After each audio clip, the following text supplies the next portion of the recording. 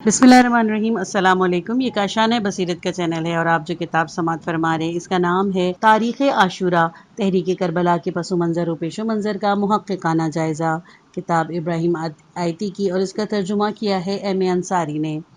آئیے سنتے ہیں اس کا پارٹ نمبر 17، صفحہ نمبر 247۔ روز قیامت انہی حسین بن علی علیہ السلام کے نانا، جنہیں قتل کر کے تم خوش ہو رہے ہو، تم سے پوچھیں گے کہ تم تو آخری امت تھے، تم نے میرے بعد میری اولاد کے ساتھ یہ کیا سلوک کیا کہ ان کے مردوں کو تو خون میں نہلا کر قتل کر دیا اور عورتوں اور بچوں کو قیدی بنا لیا۔ اہل بیت علیہ السلام مدینہ واپسی۔ اس طرح اہل مدینہ کو شہادت امام علیہ السلام سے آگاہی ہوئی اور وہ اس کے منتظر تھے کہ کب اسیران اہل بیت علیہ السلام واپس آتے ہیں۔ آخر وہ تاریخی دن بھی آ گیا۔ امام سجاد علیہ السلام اور ان کے ہمراہی مدینے کے قریب پہنچ کر سواریوں سے اترے۔ خواتین کو اتارا، پھر ایک آدمی بھیجا کہ جا کر مدینے میں امام علیہ السلام کی آمد کی خبر کر دے۔ امام علیہ السلام کا فرزندہ کہتا ہے کہ میں مسجد نبوی پہنچا، وہاں پہنچ کر میں نے آواز گریہ بلند کی اور کہا، اے اہل یثرب، اس شہر میں بیٹھے ہوئے کیا کر رہے ہو؟ حسین بن علی علیہ السلام قتل کر دیے گئے، ان کے غم میں آنسو رواں ہیں۔ امام علیہ السلام کا قاصد اتنا ہی کہنے پر اکتفا کر سکتا تھا، لیکن اتنی بات کو اس نے اپنے اور اپنے امام علیہ السلام کے مقصد کے لیے کافی نہیں سمجھا۔ وہ نہیں چاہتا تھا کہ لوگ روئیں اور نوحہ سرائی کریں، اور ہاں، وہ یہ ضرور چاہتا تھا کہ واقعہ کربلا کے متعلق ایک سند اور مہیا ہو جائے تاکہ آئندہ آنے والوں کے لیے تاریخ عاشورہ کے مطالعے کی راہ ہموار ہو سکے۔ امام حسین علیہ السلام کی تحریک صرف مجلس عزا منعقد کرنے کے ثواب کمانے کے لیے نہیں تھی، اسے صرف ایک اثر انگیز واقعے کے طور پر ممبروں پر مذہبی تقریروں کا موضوع بنانے اور رونے رلانے کا مقصد کے لیے استعمال نہیں کیا جانا چاہیے۔ امام حسین علیہ السلام کی تحریک کی تاریخ اسلامی تاریخ کا ایک زندہ اور درخشندہ باب ہے جس کی اصل روح کا مطالعہ کرنے اور اس پر غور کرنے کی ضرورت ہے، اور اس کی قدر و قیمت اس سے کہیں زیادہ ہے کہ دوسرے موضوعات کے ساتھ اس کا بھی تذکرہ کر دیا جائے۔ امام علیہ السلام کے فرزندہ نے دوسرے شعر میں عمومی خلافت کو ہمیشہ کے لیے رسوا کر دیا۔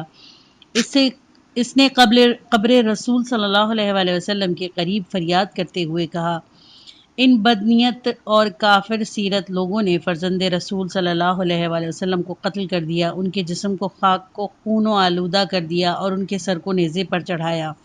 اس کے بعد لوگوں کو اہل بیت علیہ السلام کی آمد کی اطلاع دی اور کہا کہ اس وقت وہ شہر سے باہر اترے ہوئے ہیں۔ یہ سنتے ہی لوگوں نے ادھر کا رخ کیا، راستے بند ہو گئے، افراتفری پھیل گئی۔ جب امام سجاد علیہ السلام نے دیکھا کہ سارا شہر امڈ آیا تو آپ نے اشارے سے لوگوں کو خاموش کیا۔ اس موقع پر انہوں نے ضروری سمجھا کہ اپنے کئی ماہ کی سفر کی رودات سے مسلمانان مدینہ کو آگاہ کرے۔ اس کا تذکرہ ہم انشاءاللہ آگے چل کر کریں گے۔ جب اہل بیت علیہ السلام مدینے کے لیے روانہ ہوئے تو وہ ہر چند کے سوگوار اور غمزدہ تھے، لیکن انہیں اپنی کامیابی اور دشمن کی بے بسی کا پختہ یقین اور اطمینان تھا۔ وہ ابھی شام ہی میں تھے کہ یزید کی بے بسی کی علامتیں ظاہر ہونے لگیں، جیسا کہ ہم نے پہلے بھی اشارتاً کہا تھا کہ انہیں جلد ہی قید سے رہائی مل گئی تھی اور انہیں خلیفہ کے حکم پر انہیں دمشق میں منتقل کر دیا گیا تھا۔ انہیں دمشق میں ان کے ساتھ عزت و احترام سے پیش آئے، جیسے کہ طبری نے لکھا ہے کہ خاندان معاویہ کی عورتیں بلا استثناء ہاشمی خواتین کے پاس تعزیت کے لیے آئیں اور امام حسین علیہ السلام کا پرسہ دیا۔ 3 دن تک خلیفہ کے محل میں مجلس عزا برپا رہی۔ یزید دوپہر اور شام کا کھانا امام سجاد علیہ السلام کی موجودگی کے بغیر نہیں کھاتا تھا۔ ایک دن امام حسن علیہ السلام اور امام حسین علیہ السلام کا ایک چھوٹا بچہ امام علیہ السلام کے ساتھ موجود تھا۔ یزید نے باتوں باتوں میں اس سے پوچھا، تم میرے بیٹے خالد کے ساتھ لڑو گے؟ اس نے کہا، ہاں، مگر ایک شرط پر، ایک چھری مجھے دو اور ایک اسے، پھر لڑوں گا۔ اتنے مصائب اٹھانے کے بعد بھی بچے کی دلیری سے یزید بہت متاثر ہوا اور کہا، شیر کا بچہ شیر ہی ہوتا ہے۔ نعمان بن بشیر کو حکم ہوا کہ اہل بیت علیہ السلام کی واپسی کا انتظام کرو اور ایک دیانتدار اور نیک آدمی کے ہمراہ بھیجو۔ شیخ مفید کی روایت ہے کہ بمطابق خود نعمان بشیر کو بھی ساتھ جانے کا حکم ہوا۔ اخبار الدول میں ہے کہ نعمان بن بشیر 30 آدمیوں کے ساتھ اہل بیت علیہ السلام کی ہمراہی میں شام سے مدینہ گیا تھا۔ راستے میں اس نے اہل بیت علیہ السلام کی خدمت کرنے میں کوئی دقیقہ و گذاشت نہیں کیا اور اس قدر ادب و احترام کا برتاؤ کیا کہ مدینہ پہنچ کر امیر المومنین علیہ السلام کی بیٹی فاطمہ علیہ السلام نے جو اسیروں میں شامل تھیں اپنی بہن زینب علیہ السلام سے کہا کہ یہ شخص ہم سے بہت اچھی طرح پیش آیا، اسے کچھ انعام دے دو، لیکن نعمان نے انعام قبول نہیں کیا اور کہا کہ اگر میں نے کوئی خدمت کی ہے تو وہ خدا کی خوشنودی اور رسول خدا صلی اللہ علیہ وآلہ وسلم سے آپ کی قرابت کا لحاظ کرتے ہوئے کی ہے۔ یہ نعمان بن بشیر اور اس کے باپ دونوں صحابی تھے، اور اس کے باپ بشیر بن سعد خزرجی پہلے شخص تھے جنہوں نے ثقیفہ بنی سعادہ میں ابو بکر کی بیعت کی۔ لکھا ہے کہ بیعت میں ان کا مقصد رضائے الہی نہیں تھا، بلکہ اس لیے بیعت کی تھی کہ کہیں سعد بن عبادہ خزرجی کو خلافت نہ مل جائے، چونکہ وہ سعد سے حسد رکھتے تھے، اسی لیے نہیں چاہتے تھے کہ خود ان کے سوا کوئی دوسرا خزرجی خلیفہ ہو جائے۔ اسی خیال سے ابو بکر کی بیعت میں جلدی کی اور مہاجرین سے بھی پہلے بیعت کر لی۔ خود نعمان ان لوگوں میں سے تھا جنہوں نے امام علی علیہ السلام کی بیعت نہیں کی تھی۔ اہل کوفہ چونکہ امام علی علیہ السلام کے طرفدار تھے، اسی لیے یہ ان سے پرخاش رکھتا تھا، اور عثمان کے قتل اور امام علی علیہ السلام کے خلیفہ ہو جانے کے بعد شام چلا گیا تھا۔ جنگ صفین میں معاویہ کے ساتھ تھا۔ کہتے ہیں کہ جنگ صفین میں انصار میں سے صرف 2 ہی صحابی معاویہ کے ساتھ تھے، ایک یہ نعمان اور دوسرا سلمہ بن مخلد۔ نعمان 65 ہجری تک زندہ رہا۔ اس سال خلافت کا سودا سمایا اور کچھ طرفدار اکٹھا کر لیے، لیکن مروان بن حکم کے مقابلے میں شکست کھائی اور مارا گیا۔ بہرحال کچھ بھی ہو، اس سفر میں تو شام سے مدینہ تک اہل بیت علیہ السلام کے ساتھ بہت ادب و احترام کا برتاؤ کیا، اور اس کے حسن سلوک کو ہر مسلمان قدر کی نگاہ سے دیکھتا ہے۔ رفتہ رفتہ اہل بیت مدینہ کے نزدیک پہنچ گئے، وہی مدینہ جو آغاز ہجرت کی یعنی پچھلے 61 برس سے رسول اللہ صلی اللہ علیہ وآلہ وسلم اور آل رسول کا مسکن رہا تھا، جہاں کے باشندے یعنی انصار نے جو قبائل اوس اور خزرج سے تعلق رکھتے تھے، رسول اللہ کے لیے بڑی قربانیاں دی تھیں، وہی شہر جس نے اپنے دروازے رسول اللہ صلی اللہ علیہ وآلہ وسلم کے لیے اس وقت کھول دیے جب سب دروازے بند ہو چکے تھے، وہی شہر جس نے مہاجروں کو جو مکہ اور حجاز کے دوسرے نواحی علاقوں سے بھاگ کر آئے تھے اپنی آغوش میں جگہ دی۔ رسول اللہ صلی اللہ علیہ وآلہ وسلم اس شہر سے ایسی تعلق خاطر تھا کہ 8 ہجری میں فتح مکہ کے بعد بھی آپ نے مکے میں قیام نہیں فرمایا، اور جنگ حنین اور غزوہ طائف کے بعد بھی مدینہ ہی واپس تشریف لے آئے اور باقی عمر وہیں گزاری۔ فقط 10 ہجری میں مناسک حج ادا کرنے کے لیے مکہ تشریف لے گئے تھے اور حج سے فراغت کے بعد مدینہ واپس آ گئے۔ امام حسین علیہ السلام اور ان کی بہن بھائی مدینہ میں پیدا ہوئے۔ امام حسین علیہ السلام اپنی عمر کے 57 سال میں سے صرف 4 سال اور چند مہینے اپنے والد اور اپنے بھائی امام حسن علیہ السلام کی خلافت کے دور میں عراق میں رہے، ورنہ پوری زندگی مدینہ میں ہی گزاری تھی۔ مدینہ وہ شہر تھا جہاں رسول اللہ صلی اللہ علیہ وآلہ وسلم کو تبلیغ کے لیے سازگار ماحول ملا تھا۔ مکہ تو اس وقت قید خانہ بن چکا تھا، مدینہ ہی میں مناسب فضا میسر آئی۔ اس شہر سے پیغمبر اسلام کی دعوت ساری دنیا میں پھیل گئی تھی۔ قریش کا رسول خدا صلی اللہ علیہ وآلہ وسلم سے سلوک۔ مدینہ نے اسلام کے پھیلنے کے لیے جو سہولت بہم پہنچائی تھی، امام علی علیہ السلام نے بھی ایک خطبے میں اس کی طرف اشارہ کیا ہے۔ آپ فرماتے ہیں، رسول خدا صلی اللہ علیہ وآلہ وسلم مکہ میں متولد ہوئے، مدینہ کو ہجرت کی، اس شہر سے آپ کا نام بلند ہوا اور آپ کی آواز دنیا کے کانوں تک پہنچی۔ نہج البلاغہ خطبہ نمبر 152۔ رسول اللہ صلی اللہ علیہ وآلہ وسلم کے اقربا نے تو ان سے دشمنی کی، لڑے اور انہیں گھر سے نکال دیا، لیکن اوس اور خزرج نے ان کو قبول کر لیا، انہیں اپنے شہر میں لے آئے اور ان کے لیے جان و مال کی قربانیاں دی۔ یہی حقیقت امام علی علیہ السلام نے اپنے کلمات قصار میں بیان کی ہے۔ ایک کلمے میں آپ نے کہا ہے کہ جس کا اپنے ساتھ نہیں دیتے اس کی مدد کے لیے خدا غیر اور بیگانے مہیا کر دیتا ہے۔ رسول اللہ صلی اللہ علیہ وآلہ وسلم کے ساتھ یہی صورتحال پیش آئی۔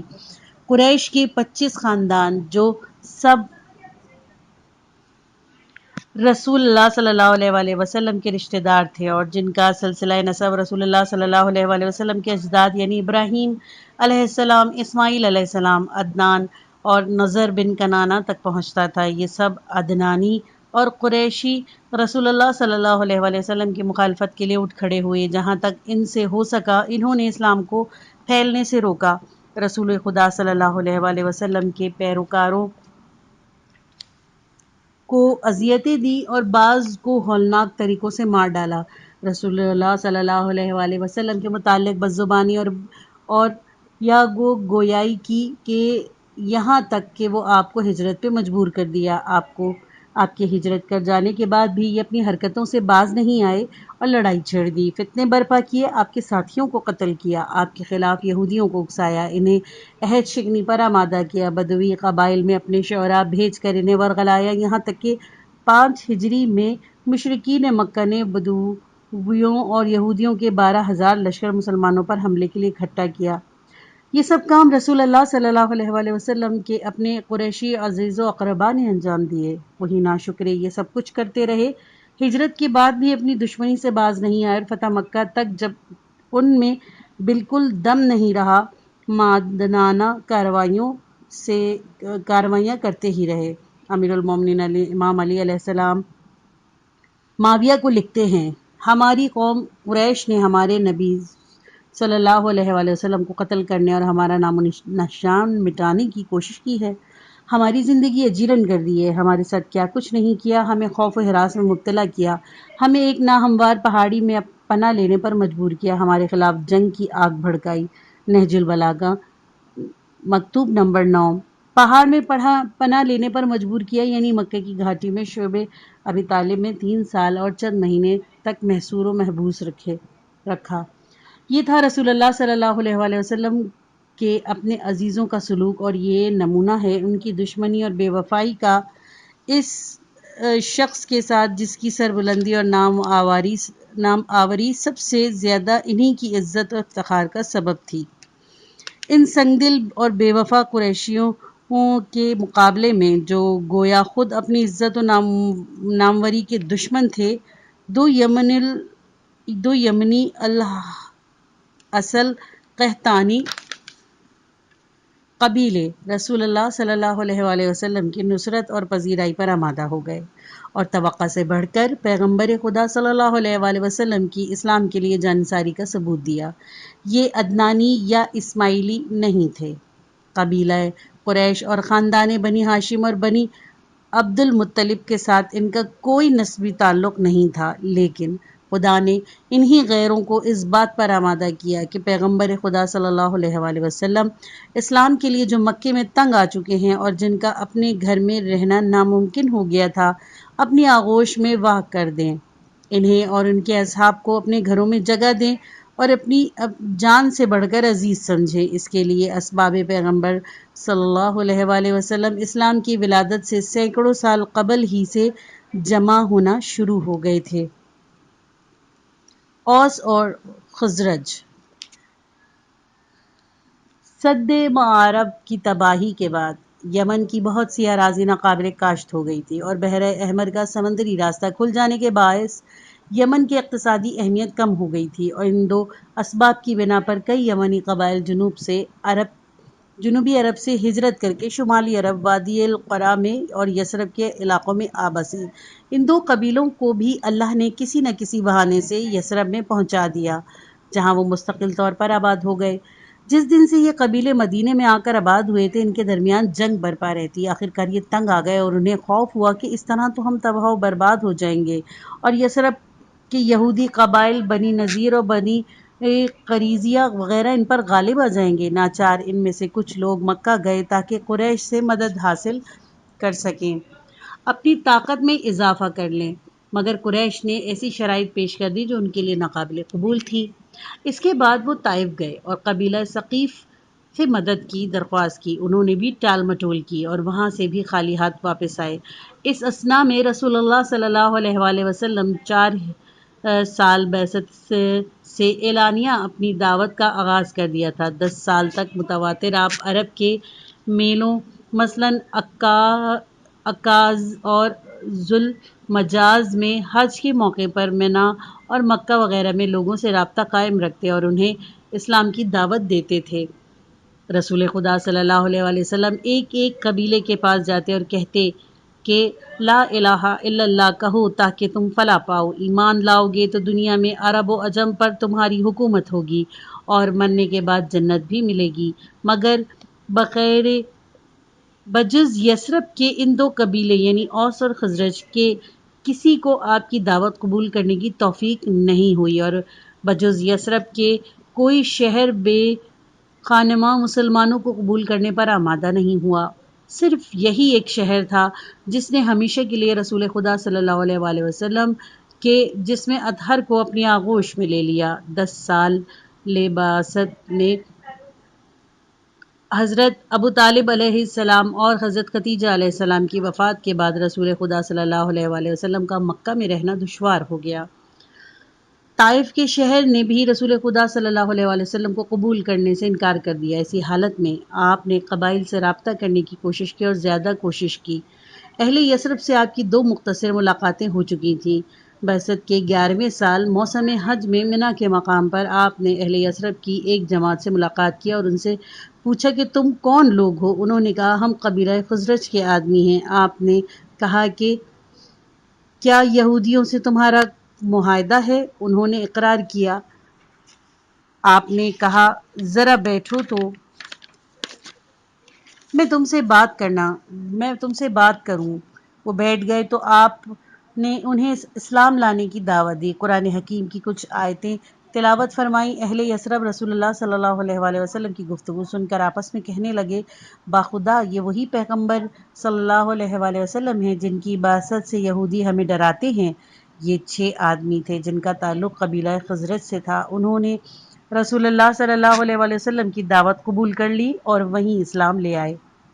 پھر کہنے لگے کہ ہماری قوم میں آپس میں ناچاقی اور دشمنی ہے، خدا کرے کہ آپ کی برکت سے آپس میں ہماری صلح صفائی ہو جائے۔ اب ہم یثرب واپس جاتے ہیں، وہاں ہم لوگوں کو اسلام کی دعوت دیں گے، ہو سکتا ہے کہ خدا انہیں ہدایت دے۔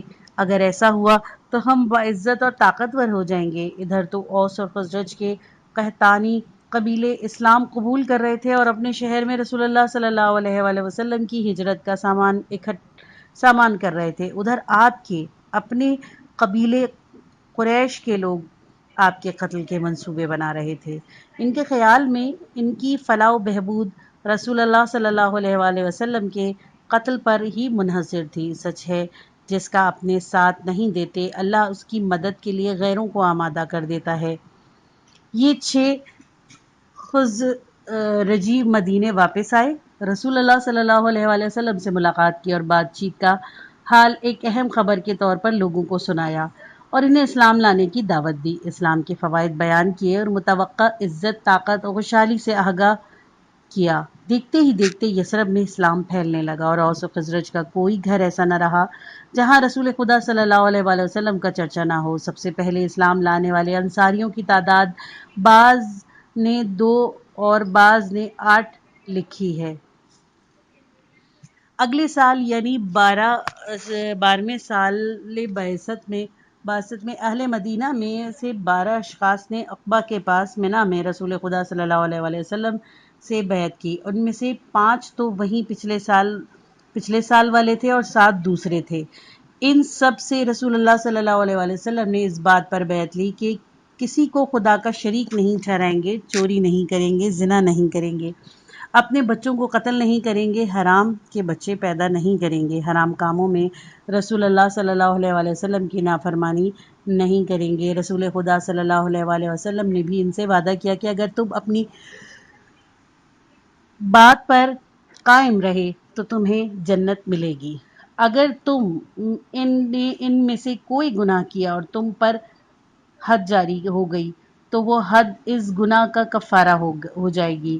اگر جرم چھپا رہا تو تمہارا معاملہ خدا کے ہاتھ میں ہے، وہ چاہے تو سزا دے اور چاہے تو معاف کر دے۔ یہ 12 اشخاص یثرب جانے لگے تو حضرت صلی اللہ علیہ وآلہ وسلم نے محسب بن امیر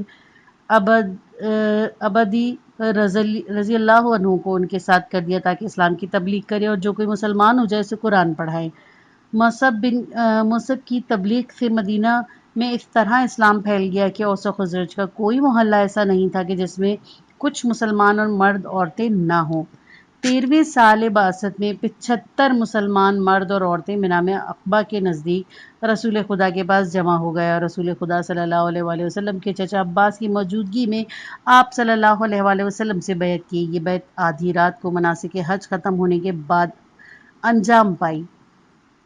اس وقت تک عباس مسلمان نہیں ہوئے تھے، لیکن انہیں اپنے بھتیجے کی سلامتی سے دلچسپی تھی، اسی لیے وہ وہاں پہ موجود تھے۔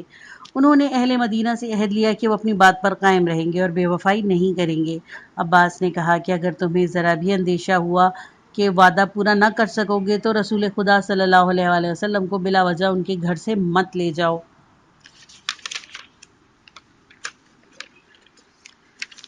یعقوبی نے لکھا ہے کہ ان لوگوں نے رسول خدا صلی اللہ علیہ وآلہ وسلم سے درخواست کی تھی کہ آپ ہمارے ساتھ مدینے چلیں اور عہد کیا کہ اپنے اور بیگانے، گورے اور کالے ہر ایک کے مقابلے میں آپ کا ساتھ دیں گے۔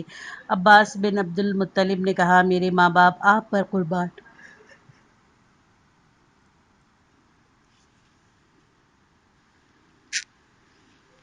مجھے ان سے معاہدہ کر لینے دیجیے۔ آپ صلی اللہ علیہ وآلہ وسلم نے اپنے چچا کو اجازت دے دی۔ عباس نے ان سے عہد لیا اور رسول خدا صلی اللہ علیہ وآلہ وسلم اور ان کے ساتھیوں کی اس طرح حفاظت کریں گے جس طرح اپنے بیوی بچوں کی کرتے ہیں، اور اپنے پرائے گورے کالے ہر ایک کا مقابلہ میں ان کا ساتھ دیں گے۔ رسول خدا صلی اللہ علیہ وآلہ وسلم نے بھی وعدہ کیا کہ اگر وہ اپنے عہد پر قائم رہیں گے تو ان کی جگہ جنت ہوگی۔ تاریخ عاشورہ کی سند۔ تاریخ عاشورہ کے سلسلے میں ایک قیمتی حوالہ جو سند کا کام دیتا ہے وہ خطبہ ہے جو امام سجاد علیہ السلام نے دمشق میں 61 ہجری میں دیا تھا۔ غالباً یہ خطبہ خاص دمشق کی جامع مسجد میں دیا گیا تھا۔ امام سجاد علیہ السلام کو ایک مناسب موقع ملا جس میں انہوں نے بہترین طریقے سے فائدہ اٹھایا۔ یہ کہنا صحیح ہوگا کہ امام علیہ السلام کو بہترین موقع اس دن ملا جب خلیفہ کے وقت کے سرکاری خطیب نے ممبر پر امام علی ابن ابی طالب علیہ السلام اور ان کے فرزندوں کی بدگوئی کی اور معاویہ اور ان کے فرزندان معاویہ کی تعریف کی، اور ان کی تعریف میں زمین و آسمان کے قلابے ملانے شروع کر دیے۔ یہ ڈرامہ خود یزید نے کھیلا۔ اسی نے حکم دیا کہ خطیب ممبر پر آ کر اہل شام کو امام حسین علیہ السلام اور ان کے پدر گرامی علیہ السلام کے معائب سے آگاہ کرے۔ العیاذ باللہ، یہ ڈرامہ بھی بہت سے ایسے ڈراموں کی طرح اہل حق اور تحریک حق کو نقصان پہنچانے کی نیت سے کھیلا گیا تھا، مگر اس ڈرامے کو کھیلنے والے یہ نہ سمجھتے تھے کہ جو صورت بھی پیش آئے گی اہل حق اس سے کچھ فائدہ ہی اٹھاتے ہیں، اور ان کی تباہی کے لیے جو نقشہ بھی بنایا جائے وہ اللہ کے فضل و کرم سے ان کے استحکام ہی کا سبب بنتا ہے۔ اس شہر میں امام سجاد علیہ السلام کی تقریر کی خاص طور پر بہت ضرورت تھی، کیونکہ شہر دمشق میں جب سے مسلمانوں نے فتح کیا اس وقت سے لے کر اسیران اہل بیت علیہ السلام کے وہاں پہنچنے تک، یعنی 46 سال سے مسلسل بنی امیہ کے زیر اثر چلا آ رہا تھا، اور وہاں کی اسلامی حکومت پر ہمیشہ اہل بیت علیہ السلام کے درینہ دشمنوں یعنی امویوں کا تسلط رہا تھا۔ 13 ہجری میں ابو بکر کی وفات سے 4 روز قبل مسلمان مجاہدین خالد بن ولید کی سرکردگی میں دمشق کا محاصرہ شروع کیا گیا تھا۔ حضرت عمر نے خلیفہ ہونے کے بعد خالد بن ولید کو برطرف کر دیا۔ خالد کی جگہ ابو عبیدہ نے لے لی تھی۔ 1 سال اور کچھ دن دمشق کا محاصرہ جاری رکھا۔ رجب 14 ہجری میں مسلمان دمشق کو فتح کرنے میں کامیاب ہوئے۔ دمشق کی امارات کچھ مدت یزید بن ابو سفیان کے پاس ہی رہی۔ 17 ہجری میں یزید کے طاعون امواس میں فوت ہونے پر حضرت عمر نے یزید کے بھائی معاویہ کو دمشق کا امیر مقرر کر دیا۔ 17 ہجری سے 35 ہجری یعنی امیر المومنین علیہ السلام کی حکومت کے آغاز تک شام کی حکومت بدستور معاویہ کے ہاتھ میں رہی۔ امیر المومنین علیہ السلام اور امام حسن علیہ السلام کی 5 سالہ حکومت کے دوران بھی یہی صورتحال رہی، اور دمشق اہل بیت علیہ السلام سے دشمنی کا مرکز بنا رہا۔ 41 ہجری میں امام حسن علیہ السلام کے دستبردار ہونے پر دمشق اسلامی حکومت کا دارالخلافہ بن گیا، اور اگلے 20 سال یعنی 61 ہجری تک پہلے سے بڑھ کر بنی ہاشم خصوصاً اہل بیت علیہ السلام سے بغض و عداوت کا مرکز رہا۔ 61 ہجری میں کسی نہ کسی بہانے سے امام سجاد علیہ السلام وہاں پہنچے تو انہیں موقع ملا کہ براہ راست لوگوں سے بات کر کے ان حقائق پر سے پردہ اٹھائیں جو پچھلے 46 سال سے اہل دمشق کی نظروں سے اوجھل تھا۔ تقریر کرنے کا یہ موقع امام علیہ السلام کو یوں ہی نہیں مل گیا تھا، بڑی تکلیف اٹھانے کے بعد ہاتھ آیا، لیکن بڑا غنیمت تھا۔ اس سے بہتر کیا ہو سکتا ہے کہ خود خلیفہ کے اصرار پر امام امیر المومنین علیہ السلام اور امام حسین علیہ السلام کے فرزند دمشق آئیں اور اس منبر سے جو ان کے آبا و اکرام کی بدگوئی کے لیے وقت تھا، بنی امیہ کے 46 سالہ مسموم پروپیگنڈے کی زور توڑ دیں اور ایک ہی تقریر میں ان لوگوں کا رنگ بدل دے جو سال ہر سال سے گمراہی میں مبتلا تھے۔ اہل شام نے تو اس سے قبل ان مقدس بزرگوں کے نام بھی کم ہی سنے تھے۔ ہمارا خیال ہے کہ اس وقت تک بیشتر اہل شام کو یہ بھی معلوم نہیں تھا کہ اسلام میں سید الشہداء حمزہ رضی اللہ عنہ بن عبد المطلب کا لقب ہے، یا یہ کہ رسول خدا صلی اللہ علیہ وآلہ وسلم نے فرمایا کہ حسن اور حسین علیہ السلام جوانان جنت کے سردار ہیں۔ اس لحاظ سے یہ تصور بھی نہیں کیا جا سکتا تھا کہ امام سجاد علیہ السلام اور ان کی پھوپھی زینب علیہ السلام کو موقع میسر آتا یا یہ موقع انہیں ملا تھا وہ اس سے فائدہ نہ اٹھاتے تو خلافت بنی امیہ کے خاتمے یعنی 132 ہجری تک کوئی دمشق کے ناسازگار ماحول میں بزرگان اہل بیت علیہ السلام کی عظمت کی بات بھی کر سکتا تھا، یہ اسلام کی قابل قدر شخصیتوں کی حیثیت سے ان کا تذکرہ کر سکتا تھا۔ لیکن ان تقریروں کے بعد یہ صورت ہوئی کہ بنی امیہ کے 1000 ماہانہ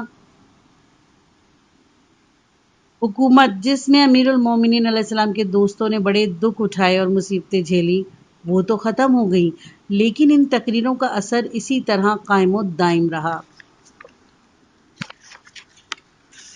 سچ تو یہ ہے کہ ان تقریروں کی کامیابی کے لیے مناسب فضا بزرگ صحابی ابو ذر غفاری رضی اللہ عنہ کی کوشش نے پہلے ہی پیدا کر دی تھی۔